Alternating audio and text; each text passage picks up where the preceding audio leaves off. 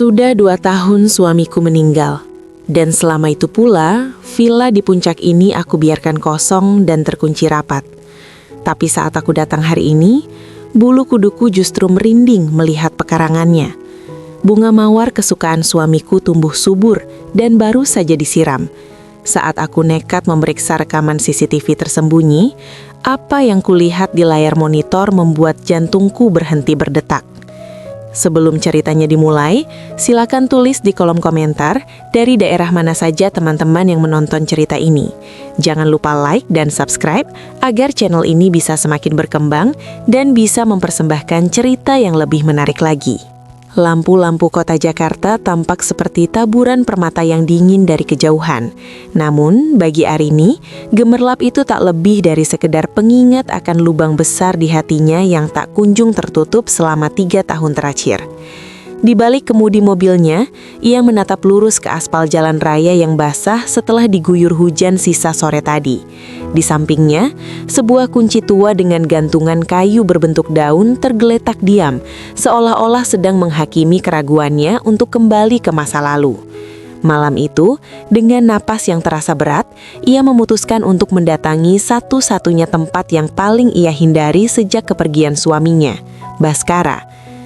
Sebuah peristirahatan tersembunyi di lereng perbukitan yang dingin, tempat di mana mereka dulu sering menghabiskan waktu untuk sekedar mendengarkan suara angin dan merencanakan masa tua yang kini hanya tinggal menjadi debu dalam ingatan.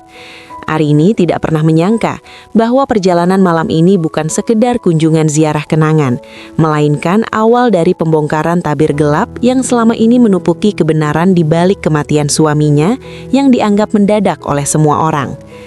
Mobilnya mulai menanjak perlahan, membelah kabut tebal yang menyelimuti lereng pegunungan seperti kain kafan putih yang tak berujung. Setiap tikungan tajam yang ia lalui membawa detak jantung Arini semakin cepat, memukul-mukul rongga dadanya dengan ritme yang tidak beraturan.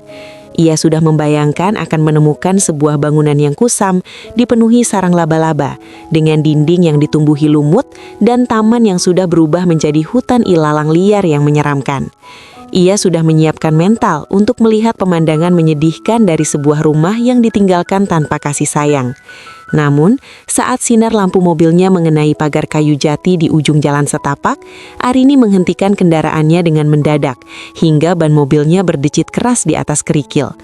Matanya membelalak lebar, tidak percaya dengan apa yang ia lihat. Pagar itu tidak kusam sama sekali. Kayunya tampak mengkilap, seolah-olah baru saja dipoles oleh tangan-tangan terampil beberapa hari yang lalu. Ia turun dari mobil dengan langkah yang gontai, merasakan udara dingin yang langsung menusuk hingga ke sumsum tulang. Namun, yang membuatnya benar-benar membeku bukan hanya suhu udara yang ekstrim, melainkan aroma yang dibawa oleh embusan malam itu. Itu bukan bau tanah basah atau daun busuk yang biasa tercium dari rumah kosong, melainkan aroma melati yang sangat segar dan kuat, bunga kesayangan Baskara yang dulu selalu dirawat dengan penuh ketelatenan. Arini melangkah mendekati pekarangan depan dengan perasaan campur aduk antara rindu dan ngeri. Ia terperangah melihat barisan melati dan mawar putih yang mekar sempurna, berjajar rapi seolah-olah sedang menyambut kedatangan sang pemilik rumah. Tidak ada sehelai pun daun yang menguning atau ranting yang patah. Tanah di bawah tanaman itu terlihat hitam, gembur dan lembab, menyisakan bekas air yang belum lama diserap sepenuhnya oleh bumi, menandakan seseorang baru saja menyiramnya saat matahari terbenam tadi. Siapa yang merawat semua ini? Bisiknya pelan, suaranya nyaris hilang ditelan kesunyian malam yang mencekam. Perasaan aneh mulai merayap di tengkuknya, sebuah sensasi dingin yang membuatnya merasa seolah-olah ada mata tersembunyi yang sedang mengawasinya dari balik jendela-jendela besar yang tertutup rapat oleh tirai mahal.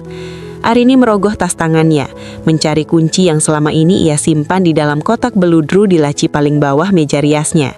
Tangannya gemetar hebat saat memasukkan anak kunci ke lubang gembok gerbang utama. Anehnya, gembok itu tidak berkarat sedikit pun. Saat kunci diputar, ia merasakan mekanisme gembok itu bergerak dengan sangat halus dan licin, seolah-olah setiap hari ada orang yang memberikan pelumas agar tidak pernah macet. Begitu gerbang terbuka, Arini melangkah masuk ke dalam area teras dengan perasaan waspada yang semakin memuncak. Di sudut rak sepatu samping pintu utama, ia melihat sepasang sandal pria berbahan kulit yang masih terlihat baru dan tertata sangat rapi. Sandal itu jelas bukan milik Baskara, karena ukurannya tampak sedikit lebih besar, namun modelnya sangat mirip dengan apa yang biasa Baskara gunakan dulu. Jantung Arini kini berdegup sangat kencang, memberikan peringatan insting bahwa ada sesuatu yang sangat salah di rumah ini. Ia menempelkan telinganya ke pintu kayu jati yang kokoh, mencoba menangkap suara aktivitas atau percakapan, atau sekedar langkah kaki dari dalam. Namun hanya keheningan statis yang ia dapatkan. Dengan keberanian yang dipaksakan, ia memasukkan kunci ke pintu utama. Engselnya tidak berderit sama sekali saat pintu itu terbuka perlahan. Begitu pintu terbuka, aroma lavender yang menyenangkan langsung menyergap indera penciumannya, menutupi bau udara pegunungan yang tajam. Itu adalah pengharum ruangan otomatis yang baru saja menyemprotkan uap wanginya. Ruang tamu itu terlihat sempurna, bahkan jauh lebih rapi dibandingkan saat Arini masih sering mengunjunginya dulu. Sofa kulit coklat tua itu bersih tanpa setitik pun debu. Meja kaca di tengah ruangan mengkilap tanpa noda sidik jari. Dan di atas meja makan, terdapat vas keramik berisi bunga segar yang airnya masih jernih dan dingin. Arini merasa seperti masuk ke dalam sebuah museum yang didedikasikan untuk hidupnya bersama Baskara. Atau lebih buruk lagi, ia merasa masuk ke dalam dimensi lain di mana suaminya seolah-olah masih ada dan baru saja meninggalkan ruangan itu. Namun kenyataan pahit tetap menghantam dia. Baskara telah tiada, dan ia sendiri yang menyaksikan tubuh Baskara terbujur kaku di rumah sakit 3 tahun lalu. Ketakutan yang tadi menguasainya kini mulai bermetamorfosis menjadi kemarahan yang dingin dan tajam. Seseorang telah dengan lancang menempati rumah pribadinya. Seseorang telah menodai kesucian kenangannya dengan menggunakan barang-barang peninggalan Baskara seolah-olah itu milik mereka sendiri. Ia berjalan menuju dapur dengan langkah yang lebih tegas sekarang. Ia menemukan kulkas 2 pintu yang berdengung halus, menandakan mesinnya bekerja dengan baik. Saat ia memberanikan diri membukanya, ia menemukan berbagai bahan makanan yang sangat lengkap dan segar. Ada susu kemasan dengan tanggal kadaluarsa minggu depan, daging premium yang dibungkus rapi, sayur-sayuran organik dan berbagai macam buah-buahan eksotis yang tertata sangat estetis. Ini bukan pekerjaan pencuri biasa yang hanya mampir untuk bermalam. Ini adalah tempat tinggal seseorang yang hidup mapan dan merasa sangat aman di rumah ini. Ingatannya kemudian tertuju pada sebuah rahasia teknis yang hanya dia dan Baskara yang tahu. Di ruang kerja suaminya yang terletak di lantai 2, terdapat sebuah sistem keamanan tersembunyi yang pernah Baskara pasang sebagai hobi pribadinya terhadap teknologi pengawasan. Baskara sering berkata bahwa rumah ini adalah tempat mereka paling rentan, sehingga rumah itu harus memiliki mata yang tidak diketahui oleh siapapun. Arini bergegas menaiki tangga kayu, berusaha meminimalkan langkah kakinya agar tidak terdengar jika memang ada orang lain di lantai atas. Di dalam ruang kerja yang juga terlihat sangat bersih dan tertata, ia mendekati sebuah rak buku besar yang terbuat dari kayu ek. Ia menekan sebuah panel kecil yang menyamar sebagai bagian dari ukiran kayu di rak buku tersebut. Terdengar suara klik mekanis yang halus, dan rak buku itu bergeser beberapa inci, menyingkap sebuah ruang sempit di baliknya yang berisi deretan monitor pengawasan dan server pusat yang masih menyala dengan suara dengungan kipas yang stabil. Lampu-lampu indikator berwarna hijau terus berkelip, menandakan rekaman CCTV dari kamera-kamera mikroskopis yang tersebar di seluruh rumah ini tetap berjalan selama 3 tahun tanpa pernah dimatikan. Arini duduk di kursi kecil di depan layar monitor dengan tangan yang terasa es. Ia mulai mengoperasikan komputer utama, jemarinya yang gemetar mengetikkan tanggal pernikahan mereka sebagai kata sandi untuk masuk ke dalam sistem. Seketika layar besar di depannya terbagi menjadi beberapa kotak yang menampilkan sudut-sudut rumah secara real time. Namun Arini tidak tertarik dengan apa yang terjadi sekarang. Ia butuh jawaban atas apa yang terjadi selama ia tidak ada. Ia mulai memundurkan rekaman ke hari-hari sebelumnya, lalu ke minggu-minggu sebelumnya, hingga akhirnya ia menemukan rekaman dari malam kemarin. Layar monitor menunjukkan ruang tamu yang tadinya tenang, hingga pukul 8 malam pintu depan terbuka. Seorang pria masuk dengan kunci di tangannya, bersiul santai seolah-olah ia baru saja pulang dari kantor ke rumahnya sendiri. Arini hampir memekik dan menutup mulutnya kuat-kuat saat mengenali wajah pria itu di layar monitor dengan resolusi tinggi. Dia adalah Satria, sepupu kandung Baskara, pria yang selama ini selalu datang kepada Arini dengan wajah memelas, mengeluh tentang kegagalan bisnisnya, dan berulang kali meminjam uang dalam jumlah besar dengan alasan modal usaha atau biaya pengobatan ibunya. Satria memakai kemeja sutra Bhaskara, bergerak di dalam rumah itu dengan keangkuhannya yang memuaskan, menuangkan minuman keras mahal dari koleksi pribadi Bhaskara seolah-olah ia adalah sang tuan tanah. Arini merasakan dadanya berdenyut sakit karena pengkhianatan kerabat suaminya sendiri. Namun, kejutan sebenarnya baru saja dimulai. Satria ternyata tidak sendirian di dalam rumah itu.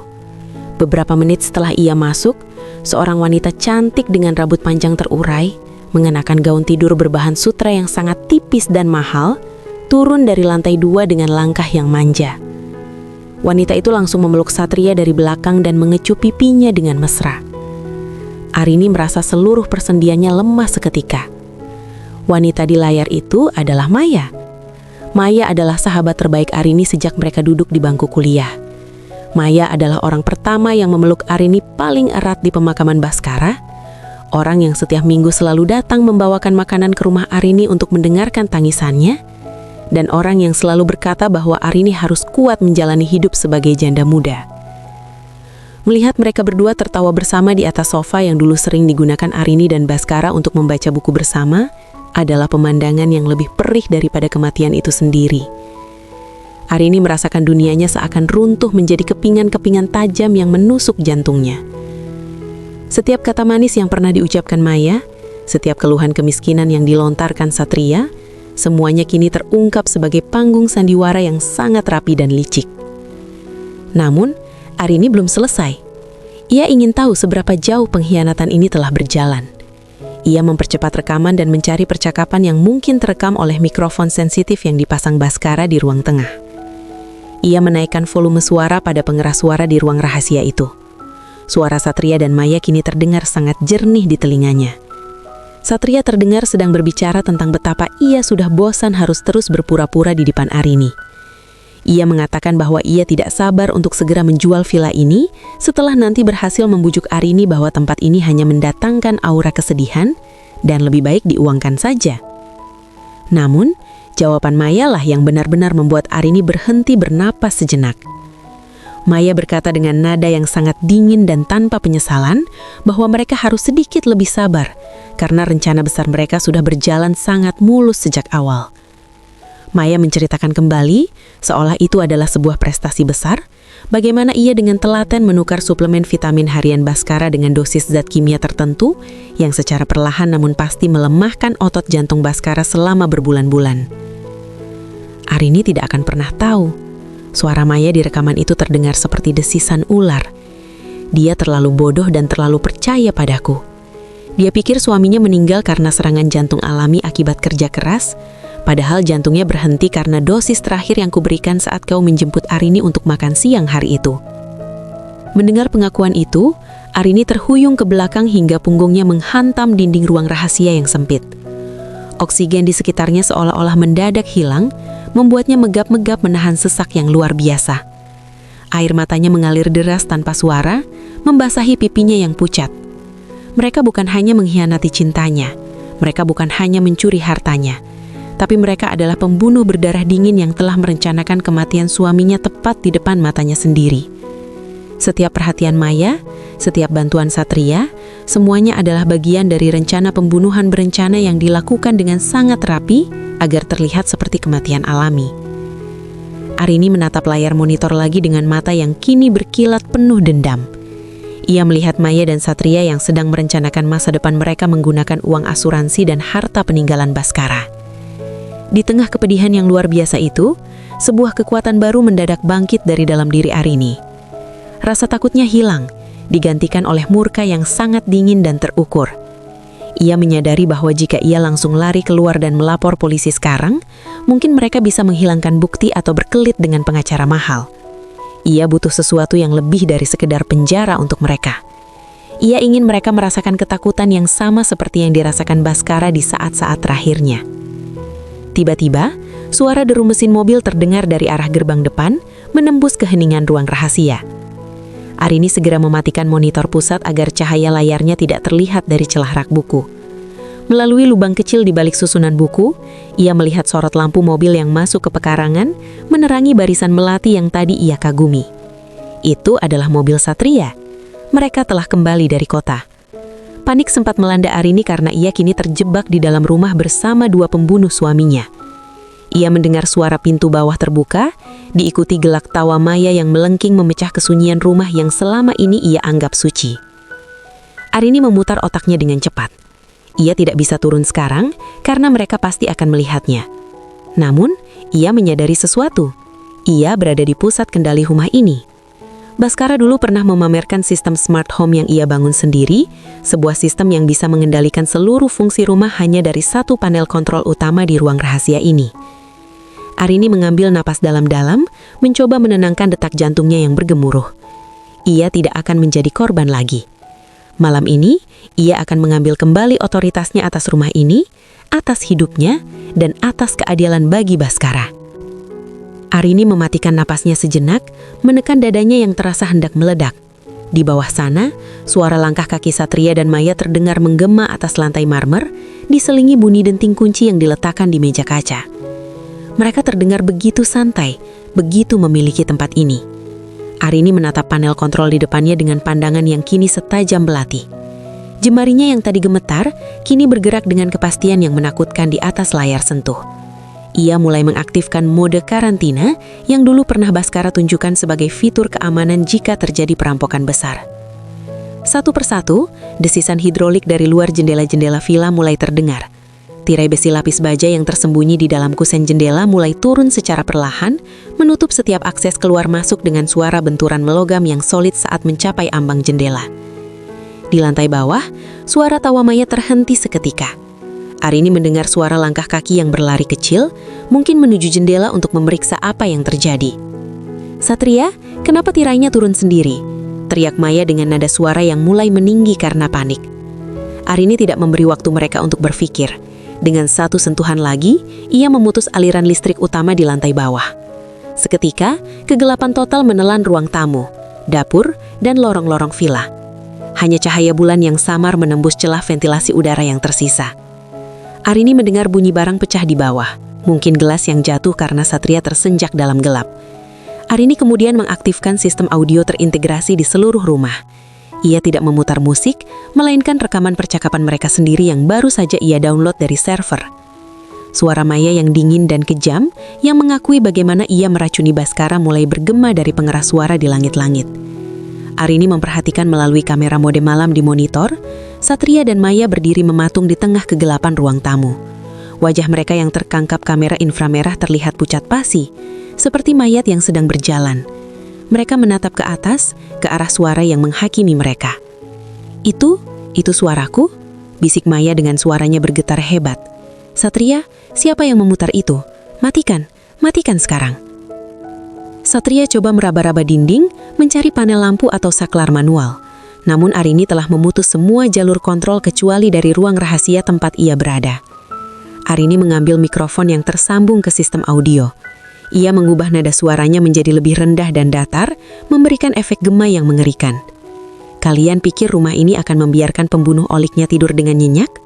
Suara Arini menggelegar melalui speaker. Baskara tidak pernah benar-benar pergi. Dia ada di dinding ini, di bawah lantai ini, dan dia sedang melihat kalian sekarang. Maya jerit histeris menutupi telinganya dengan kedua tangan. Satria yang coba bersikap berani, mulai menendang pintu utama yang sudah terkunci oleh sistem. Bunyi hantaman kakinya ke pintu terdengar sia-sia, seperti semut yang coba merobohkan gunung. Arini menikmati setiap detik ketakutan mereka. Ini belum sebanding dengan rasa sakit saat ia melihat Baskara berjuang untuk bernapas di saat-saat terakhirnya. Arini menatap layar monitor lagi dengan mata yang kini berkilat penuh dendam. Ia melihat Maya dan Satria yang sedang merencanakan masa depan mereka menggunakan uang asuransi dan harta peninggalan Baskara. Di tengah kepedihan yang luar biasa itu, sebuah kekuatan baru mendadak bangkit dari dalam diri Arini. Rasa takutnya hilang, digantikan oleh murka yang sangat dingin dan terukur. Ia menyadari bahwa jika ia langsung lari keluar dan melapor polisi sekarang, mungkin mereka bisa menghilangkan bukti atau berkelit dengan pengacara mahal. Ia butuh sesuatu yang lebih dari sekedar penjara untuk mereka. Ia ingin mereka merasakan ketakutan yang sama seperti yang dirasakan Baskara di saat-saat terakhirnya. Tiba-tiba, suara deru mesin mobil terdengar dari arah gerbang depan, menembus keheningan ruang rahasia. Arini segera mematikan monitor pusat agar cahaya layarnya tidak terlihat dari celah rak buku. Melalui lubang kecil di balik susunan buku, ia melihat sorot lampu mobil yang masuk ke pekarangan, menerangi barisan melati yang tadi ia kagumi. Itu adalah mobil Satria. Mereka telah kembali dari kota. Panik sempat melanda Arini karena ia kini terjebak di dalam rumah bersama dua pembunuh suaminya. Ia mendengar suara pintu bawah terbuka, diikuti gelak tawa Maya yang melengking memecah kesunyian rumah yang selama ini ia anggap suci. Arini memutar otaknya dengan cepat. Ia tidak bisa turun sekarang karena mereka pasti akan melihatnya. Namun, ia menyadari sesuatu.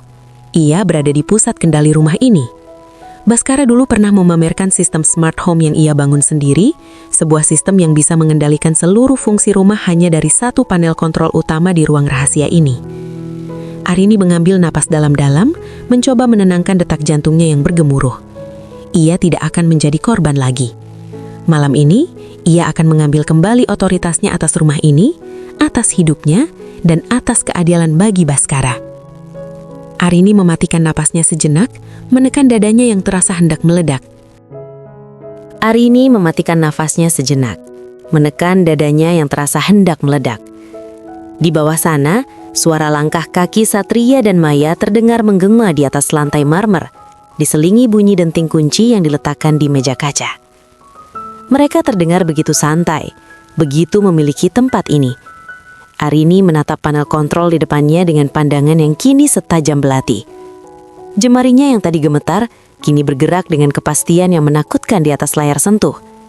Ia mulai mengaktifkan mode karantina, yang dulu pernah Baskara tunjukkan sebagai fitur keamanan jika terjadi perampokan besar. Satu persatu, desisan hidrolik terdengar dari luar jendela-jendela villa. Tirai besi lapis baja yang tersembunyi di dalam kusen jendela mulai turun secara perlahan, menutup setiap akses keluar masuk dengan suara benturan logam yang solid saat mencapai ambang jendela. Di lantai bawah, suara tawa Maya terhenti seketika. Arini mendengar suara langkah kaki yang berlari kecil, mungkin menuju jendela untuk memeriksa apa yang terjadi. "Satria, kenapa tirainya turun sendiri?" teriak Maya dengan nada suara yang mulai meninggi karena panik. Arini tidak memberi mereka waktu untuk berpikir. Dengan satu sentuhan lagi, ia memutus aliran listrik utama di lantai bawah. Seketika, kegelapan total menelan ruang tamu, dapur, dan lorong-lorong villa. Hanya cahaya bulan yang samar menembus celah ventilasi udara yang tersisa. Arini mendengar bunyi barang pecah di bawah, mungkin gelas yang jatuh karena Satria tersentak dalam gelap. Arini kemudian mengaktifkan sistem audio terintegrasi di seluruh rumah. Ia tidak memutar musik, melainkan rekaman percakapan mereka sendiri yang baru saja ia unduh dari server. Suara Maya yang dingin dan kejam, ia mengakui bagaimana ia meracuni Baskara, mulai bergema dari pengeras suara yang tersembunyi di langit-langit. Arini memperhatikan melalui kamera mode malam di monitor. Satria dan Maya berdiri mematung di tengah kegelapan ruang tamu. Wajah mereka yang tertangkap kamera inframerah terlihat pucat pasi, seperti mayat yang sedang berjalan. Mereka menatap ke atas, ke arah suara yang menghakimi mereka. Itu suaraku, bisik Maya. Suaranya bergetar hebat. "Satria, siapa yang memutar itu? Matikan sekarang." Satria mencoba meraba-raba dinding, mencari panel lampu atau saklar manual. Namun Arini telah memutus semua jalur kontrol kecuali dari ruang rahasia tempat ia berada. Arini mengambil mikrofon yang tersambung ke sistem audio.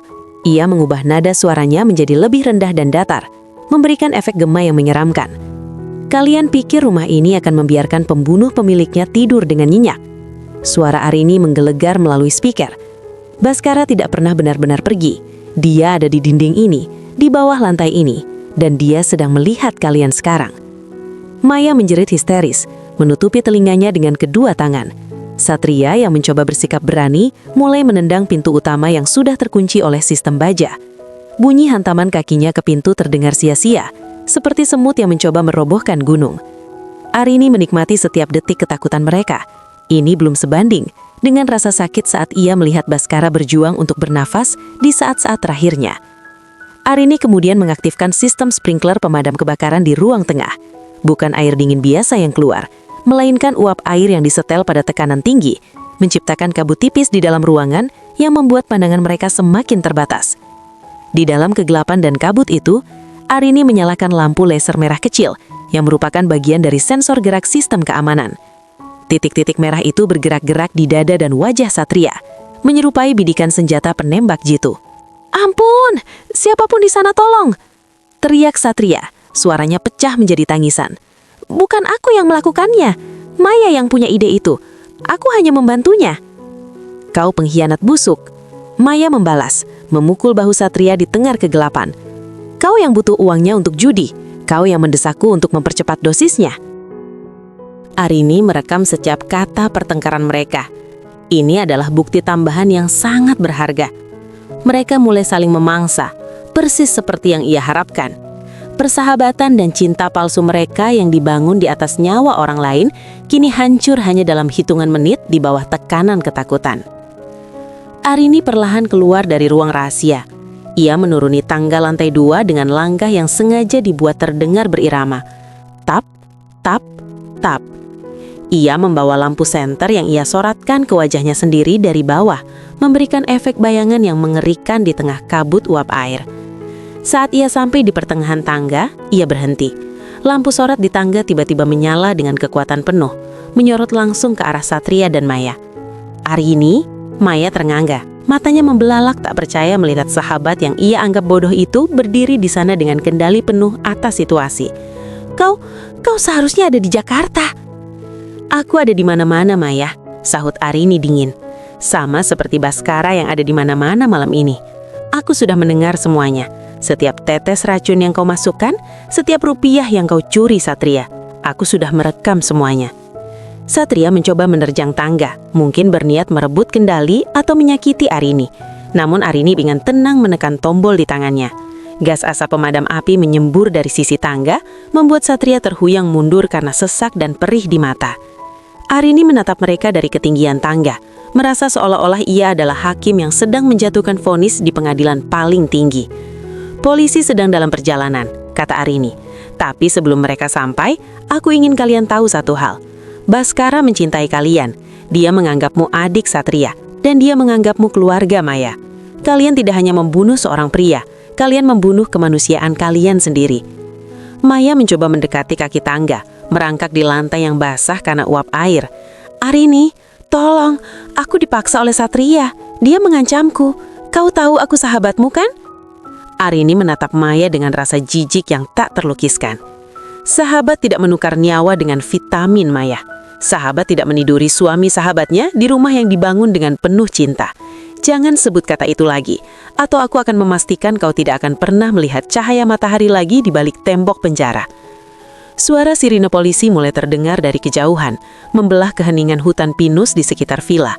Cahaya biru dan merah mulai memantul di tirai-tirai besi jendela. Satria terduduk lemas di sudut ruangan, menyadari bahwa pelariannya sudah berakhir. Maya masih terus meracau, mencoba menyusun kebohongan baru yang tidak akan pernah dipercayai siapapun lagi. Arini menekan tombol untuk membuka tirai besi dan pintu utama. Begitu pintu terbuka, udara dingin malam masuk, membawa serta cahaya lampu senter petugas kepolisian yang segera merangsek masuk ke dalam rumah. Arini berdiri tegak, menyerahkan sebuah harddisk eksternal berisi semua rekaman percakapan dan video CCTV kepada petugas yang memimpin operasi tersebut. "Semua buktinya ada di sini," kata Arini tegas, termasuk pengakuan mereka yang baru saja terjadi 5 menit yang lalu. Saat Satria dan Maya digiring keluar dengan tangan terborgol, Arini hanya berdiri diam. Ia melihat mereka diseret melewati kebun melati yang tadi ia kagumi, dan Maya sempat menoleh ke arah Arini. Wajahnya penuh dengan kebencian dan ketakutan, namun Arini tidak memberikan reaksi apapun. Baginya, Maya dan Satria sudah mati di saat yang sama dengan Baskara. Yang tersisa sekarang hanyalah sampah yang harus dibersihkan. Setelah rumah itu kembali sepi, hanya menyisakan beberapa petugas yang sedang memasang garis polisi, Arini kembali berjalan ke ruang kerja Baskara. Ia duduk di kursi suaminya, menatap meja yang kini terasa sangat luas. Ia melihat sebuah foto pernikahan mereka di sudut meja. Ia mengambil foto itu, mengusap debu imajiner di wajah Baskara, dan memeluknya erat. "Sudah selesai, Mas," bisiknya lirih. Air mata yang sejak tadi ia tahan akhirnya tumpah, namun kali ini rasanya hangat dan melegakan. Keesokan harinya, Arini tidak langsung pulang ke Jakarta. Ia menghabiskan pagi itu dengan berjalan-jalan di sekitar villa. Ia menyewa beberapa penduduk desa untuk mulai merapikan kembali tanaman yang rusak akibat kejadian malam sebari. Ia memutuskan bahwa villa ini tidak akan ditinggalkan. Tempat ini terlalu indah untuk ditinggalkan begitu saja. Ia akan mengubahnya menjadi sesuatu yang bermanfaat, sebuah panti asuhan atau yayasan bagi mereka yang kurang beruntung, persis seperti cita-cita Baskara yang belum sempat terwujud. Namun kejutan bagi Arini belum benar-benar berakhir. Saat ia sedang memeriksa gudang penyimpanan di bawah lantai 1, sebuah area yang jarang ia kunjungi, ia menemukan sebuah berangkas kecil yang tertanam di dinding beton. Ia menggunakan kode yang sama, tanggal pernikahan mereka, dan berangkas itu terbuka. Di dalamnya tidak ada uang atau emas, hanya ada sebuah surat tertutup dengan nama Arini tertulis di depannya. Arini membuka surat itu dengan tangan menggemetar. Untuk Ariniku, jika suatu saat kau menemukan ini tanpa aku di sisimu, berarti sistem keamanan yang kubangun telah bekerja sesuai dengan fungsinya. Aku tahu ada yang tidak beres dengan Satria dan Maya. Aku sudah lama mencurigai aliran dana yang aneh dan bagaimana perasaanku selalu memburuk setelah meminum suplemen itu. Aku sengaja tidak memberitahumu karena aku ingin kau tetap aman. Di bawah surat ini ada dokumen kepemilikan saham sebuah perusahaan teknologi yang kubangun secara rahasia di luar negeri. Ini cukup untuk menjamin hidupmu dan 7 turunanmu. Gunakanlah untuk kebaikan. Dan Arini, jika mereka benar-benar melakukan apa yang kukhawatirkan, maafkanlah aku karena meninggalkanmu sendirian menghadapi mereka. Tapi ketahuilah, aku selalu menjagamu dari setiap sudut rumah ini. Aku mencintaimu, lebih dari teknologi apapun yang pernah kubangun. Arini jatuh duduk di lantai gudang yang dingin, menangis seduh-seduh sambil memegang surat itu. Baskara telah menyiapkan segalanya. Ia telah memprediksi pengkhianatan itu namun tetap memilih untuk melindungi istrinya dengan caranya sendiri. Baskara bukan hanya seorang suami, dia adalah pelindung yang melampaui kematian. Beberapa bulan berlalu, proses hukum berjalan dengan sangat cepat karena bukti yang diserahkan Arini sangat telak. Satria dan Maya dijatuhi hukuman penjara seumur hidup atas pembunuhan berencana. Tidak ada remisi, tidak ada ampunan. Berita tentang keberanian Arini menyebar ke seluruh negeri, namun ia memilih untuk menarik diri dari sorotan publik. Ia kini menghabiskan sebagian besar waktunya di villa tersebut, yang kini telah berganti nama menjadi Rumah Harapan Baskara. Anak-anak yatim piatu berlari-lari di kebun melati yang dulu dirawat Maya dengan palsu, namun kini dirawat oleh tangan-tangan yang penuh kasih sayang. Arini sering duduk di teras, menyesap teh lavendernya dan menatap ke arah perbukitan. Ia tidak lagi merasa kesepian. Ia merasa Baskara ada di sana, di setiap tawa anak-anak, di setiap harum kebun melati dan di setiap embusan angin pegunungan yang menyejukkan jiwanya. Arini telah melewati malam paling gelap dalam hidupnya, dan ia muncul sebagai pemenang. Bukan hanya karena ia berhasil memenjarakan para pengkhianat, tetapi karena ia berhasil menjaga cinta dan warisan suaminya tetap hidup dengan cara yang paling mulia. Kebenaran mungkin terkadang tersembunyi di balik kabut tebal, namun seperti matahari di pagi hari, ia akan selalu menemukan cara untuk bersinar dan menghangatkan mereka yang tetap setia pada jalan kejujuran. Meski badai hukum telah menyeret Satria dan Maya ke balik jeruji besi, bagi Arini kehidupan tidak lantas kembali seperti sedia kala dengan jentikan jari. Ada sebuah masa transisi yang sunyi, di mana ia harus berhadapan dengan pandangan publik yang haus akan drama. Jakarta, kota yang tidak pernah tidur, tiba-tiba terasa seperti panggung teater yang menyesakkan bagi Arini. Setiap kali ia melangkah keluar dari apartemennya, ia merasa setiap pasang mata sedang menilainya, mengasihani keberuntungannya yang buruk, atau lebih buruk lagi, menunggu ia melakukan kesalahan.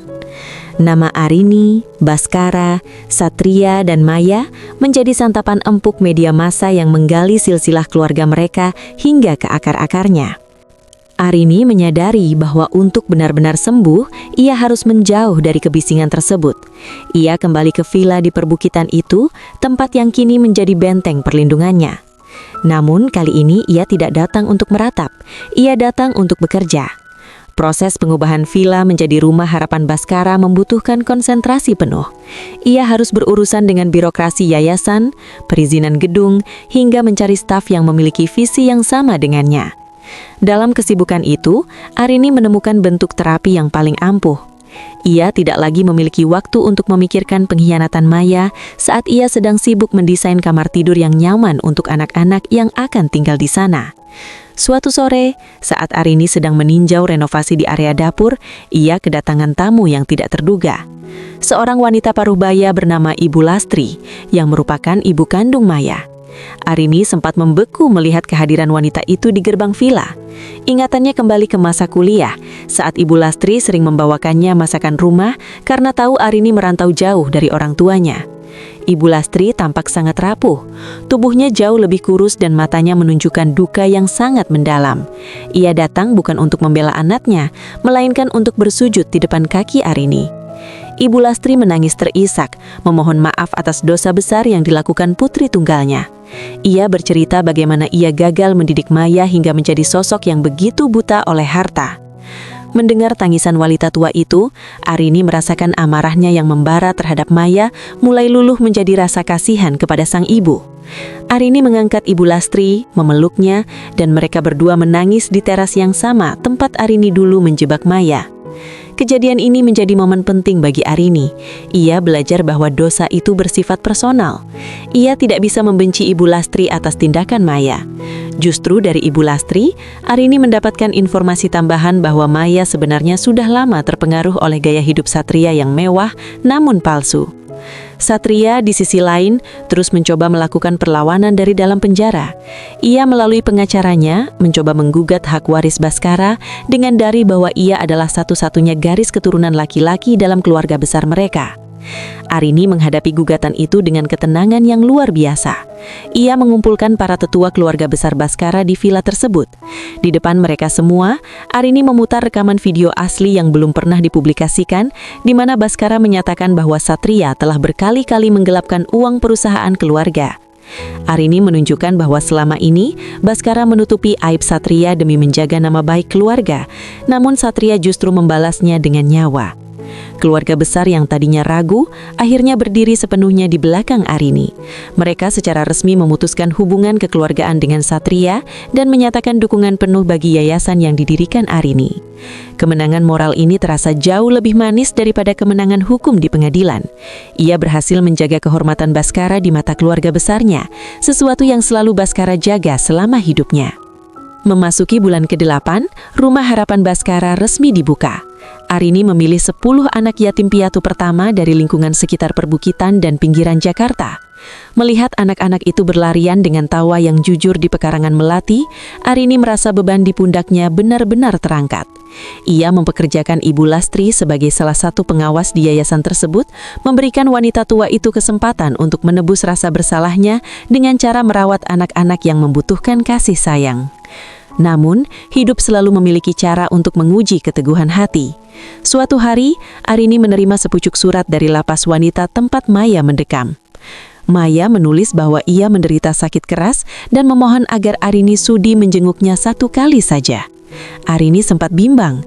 Pak Gunawan pengacaranya menyarankan agar ia tidak perlu datang, karena bisa jadi itu hanya taktik Maya untuk mendapatkan simpati atau keringanan hukuman.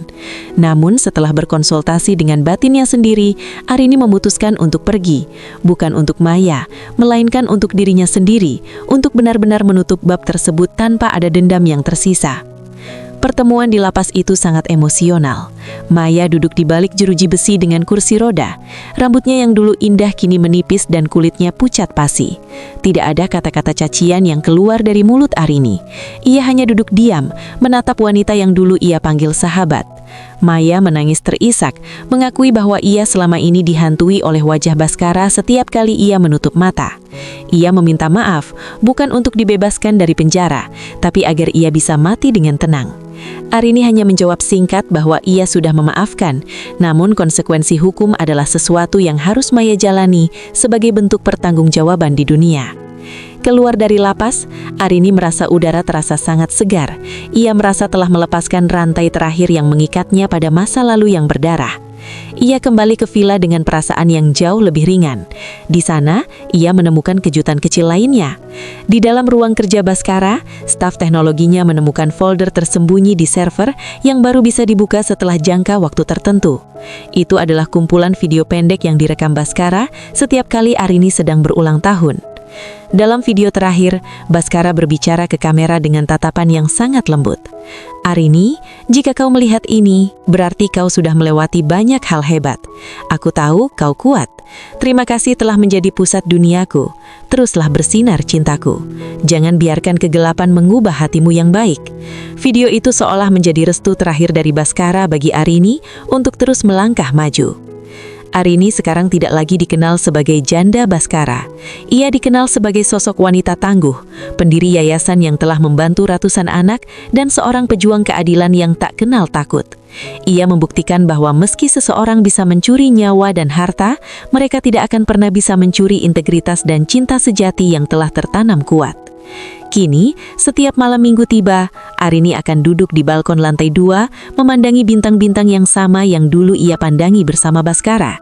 Ia tidak lagi menanti kepulangan suaminya, karena ia tahu suaminya tidak pernah benar-benar pergi.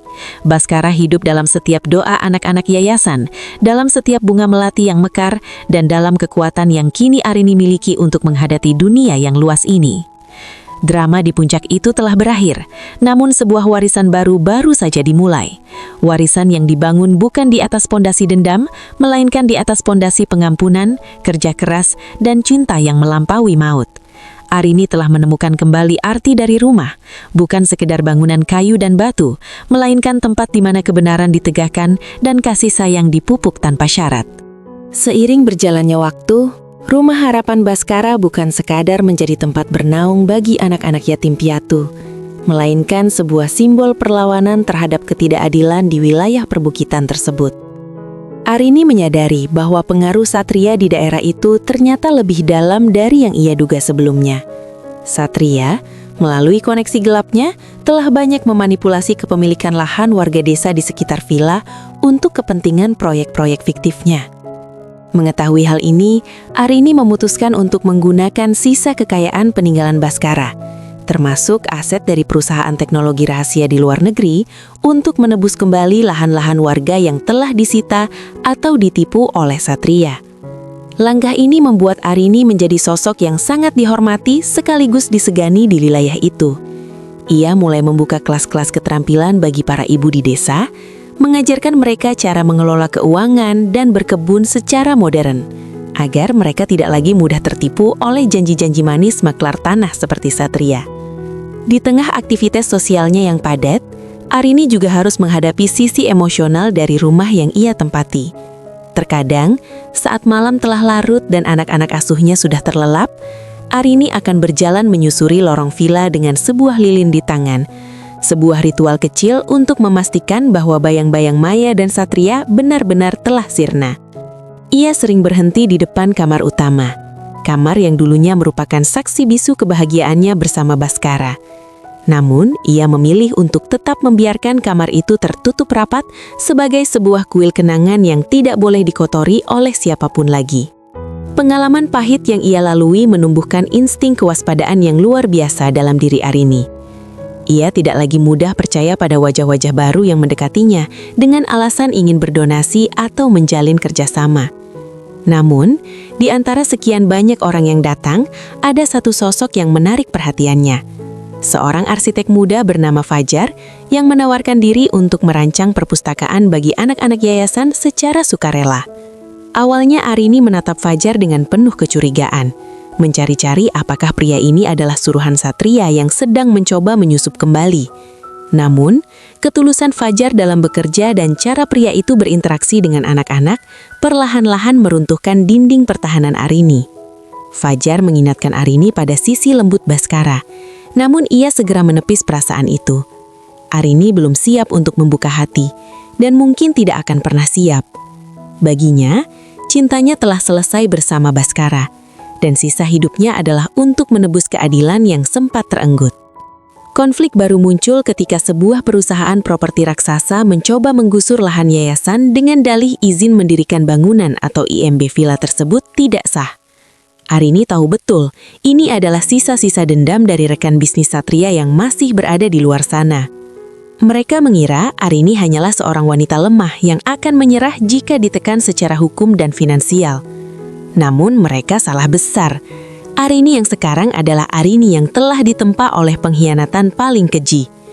Ia menghadapi mereka di meja hijau dengan membawa tumpukan dokumen legalitas yang sangat kuat, yang ternyata telah disiapkan oleh Baskara jauh-jauh hari sebagai langkah antisipasi. Di tengah persidangan sengketa lahan tersebut, Arini bahkan berani membongkar praktik suap yang dilakukan perusahaan properti itu kepada pejabat setempat. Sebuah langkah beresiko yang hampir mengancam nyawanya. Suatu malam saat ia sedang mengemudi pulang dari Jakarta menuju villa, sebuah truk mencoba menghimpit mobilnya di pinggir jurang. Arini berhasil menghindar berkat latihan mengemudi defensif yang ia ambil secara khusus setelah kejadian penangkapan Satria. Bukannya gemetar ketakutan, Arini justru menghentikan mobilnya, keluar dengan tenang dan memotret plat nomor truk tersebut yang kemudian ia serahkan langsung ke pihak kepolisian. Ia mengirimkan pesan terbuka melalui media sosial yayasannya. Kalian bisa mencoba menghentikan mobilku, tapi kalian tidak bisa menghentikan kebenaran yang sudah mulai mengalir. Keberanian ini membuat pihak lawan akhirnya mundur, menyadari bahwa mengusik Arini sama saja dengan mengusik sarang lebah yang sangat terorganisir. Kemenangan demi kemenangan yang diraih Arini membuatnya semakin dewasa dalam memandang kehidupan. Ia mulai menyadari bahwa Maya dan Satria hanyalah kerikil kecil dalam sistem yang lebih luas yang penuh dengan keserakahan. Ia kemudian mendirikan biro bantuan hukum gratis bagi para janda yang mengalami nasib serupa dengannya, yaitu mereka yang harta atau haknya dirampas oleh keluarga suaminya setelah kematian sang suami. Biro ini ia beri nama Keadilan Melati, merujuk pada bunga yang menjadi simbol kejujurannya. Melalui biro ini, Arini berhasil menyelamatkan puluhan wanita dari kemiskinan dan penindasan domestik, mengubah rasa sakit pribadinya menjadi kekuatan kolektif bagi kaumnya. Hubungan Arini dengan Ibu Lastri pun semakin erat. Ibu Lastri yang sudah menganggap Arini sebagai anaknya sendiri, sering membisikkan doa-doa agar Arini diberikan kebahagiaan baru. Suatu pagi di kebun, Ibu Lastri berkata, "Arini, nak, memaafkan Maya adalah hal terbesar yang pernah kamu lakukan. Tapi memaafkan dirimu sendiri karena masih bisa hidup dan berhak bahagia adalah hal tersulit yang harus kamu jalani sekarang." Kata-kata itu menghantam Arini cukup keras. Selama ini secara tidak sadar, Arini merasa bersalah karena ia masih bisa bernafas dan menikmati dunia. Sementara Baskara sudah terbubur di bawah tanah. Ia merasa kebahagiaan adalah bentuk pengkhianatan terhadap kenangan Baskara. Namun pesan terakhir Baskara dalam video yang ia temukan terus terngiang-ngiang. Jangan biarkan kegelapan mengubah hatimu yang baik. Arini mulai belajar untuk merelakan. Ia mulai membiarkan Fajar mengajaknya berdiskusi tentang buku di perpustakaan baru tanpa merasa bahwa ia sedang berselingkuh dari ingatan suaminya. Ia mulai tertawa lebih lepas saat bermain bersama anak-anak yayasan di bawah guyuran hujan sore hari. Ia menyadari bahwa memuliakan Baskara bukan berarti meratapi kematiannya selamanya, melainkan dengan cara menghidupkan nilai-nilai kebaikan yang Baskara yakini melalui kebahagiaan orang-orang di sekitarnya. Di sisi lain, perkembangan dari penjara membawa kabar yang menutup sebuah siklus. Satria dikabarkan terlibat dalam perkelahian antar narapidana dan harus mendekam di sel isolasi dalam waktu yang lama. Sementara kesehatan Maya terus merosot hingga ia benar-benar kehilangan ingatannya akibat depresi berat dan komplikasi penyakit. Arini menerima kabar itu dengan hening. Tidak ada sorak-sorai kemenangan, hanya sebuah helaian nafas panjang yang menandakan bahwa keadilan alam semesta telah bekerja dengan caranya sendiri yang jauh lebih mengerikan daripada hukuman manusia. Ia mengirimkan bantuan medis untuk Maya melalui Ibu Lastri sebagai bentuk final dari pengampunannya. Ia ingin saat Maya akhirnya menghembuskan nafas terakhir, Maya tahu bahwa cahaya masih ada, meski Maya pernah mencoba memadamkannya di hidup Arini. 10 tahun telah berlalu sejak malam itu di mana Arini pertama kali kembali ke villa itu dengan hati penuh curiga. Kini, Rumah Harapan Baskara telah menjadi salah satu yayasan pendidikan terbaik di negeri ini. Anak-anak asuh gelombang pertama sudah ada yang lulus kuliah dan kembali ke yayasan untuk menjadi guru atau staf hukum. Villa itu tidak lagi dianggap angker atau penuh misteri oleh warga desa. Ia kini dikenal sebagai Rumah Cahaya. Di hari ulang tahun yayasan yang ke-10, Arini berdiri di panggung kecil di tengah pekarangan. Ia melihat ratusan wajah yang tersenyum padanya. Di barisan depan, Ibu Lastri yang sudah sangat tua tersenyum bangga. Dan di sampingnya, Fajar yang kini menjadi mitra kerjanya yang paling terpercaya berdiri dengan pandangan penuh hormat. Arini memberikan pidato yang singkat namun sangat membekas. Kebenaran mungkin bisa ditunda oleh kebohongan yang rapi, namun ia tidak akan pernah bisa dimatikan. Pengkhianatan mungkin bisa merobek hati kita, namun kasih sayang yang tulus adalah benang yang akan menjahitnya kembali menjadi sesuatu yang lebih kuat dari sebelumnya. Malam itu setelah semua tamu pulang, Arini berjalan sendirian menuju makam kecil yang ia buat di sudut terjauh kebun melati. Sebuah makam simbolis untuk mengenang Baskara. Ia meletakkan setangkai marwah putih di atas batu nisan marmer yang bertuliskan, "Pelindung dalam hidup, cahaya dalam kematian." Arini duduk di sana cukup lama, mendengarkan suara jangkrik dan embusan angin malam yang kini terasa seperti dekapan yang hangat. Ia tidak lagi menangis. Ia tersenyum menatap rembulan. Ia merasa seolah-olah seluruh perjalanan ini dari saat ia menemukan pintu villa yang baru disiram hingga detik ini adalah sebuah rencana besar yang tujuannya adalah untuk mendewasakannya. Ia telah melewati pengkhianatan sahabat, keluarga, dan ancaman maut. Namun ia tidak hancur. Ia justru mekar seperti mawar-mawar di sekelilingnya yang tetap tegak meski badai seringkali mencoba merontokkan kelopak-kelopaknya. Arini menutup matanya sejenak, merasakan kedamaian yang absolut menyelimuti seluruh jiwanya. Kini, Arini tahu bahwa ia telah menyelesaikan tugasnya dengan sempurna. Ia telah menjaga cinta, harta, dan martabat suaminya. Ia telah menghukum mereka yang bersalah dan merangkul mereka yang terluka. Ia siap untuk hari esok, hari di mana ia tidak lagi hanya hidup untuk masa lalu, tetapi hidup untuk masa depan yang ia bangun dengan tangannya sendiri. Villa di perbukitan itu tetap berdiri kokoh, menjadi saksi bisu bahwa di dunia ini, sekecil apapun cahaya kebenaran, ia akan selalu mampu menembus kegelapan yang paling pekat sekalipun. Kisah Arini dan Baskara bukan lagi sebuah drama tragis tentang kematian, melainkan sebuah epik tentang kehidupan yang menang, tentang keadilan yang tidak pernah tidur, dan tentang cinta sejati yang kekuatannya abadi melampaui batas waktu dan dimensi. Di ujung malam itu, Arini melangkah masuk kembali ke dalam villa, memadamkan lilinnya, dan untuk pertama kalinya dalam 13 tahun, ia tertidur dengan senyuman yang paling tulus, mengetahui bahwa seluruh rahasia telah tersingkap, seluruh utang telah terbayar, dan seluruh rindu telah menemukan tempat berteduh yang abadi di dalam rumah harapan yang ia bangun dengan cinta dan air mata.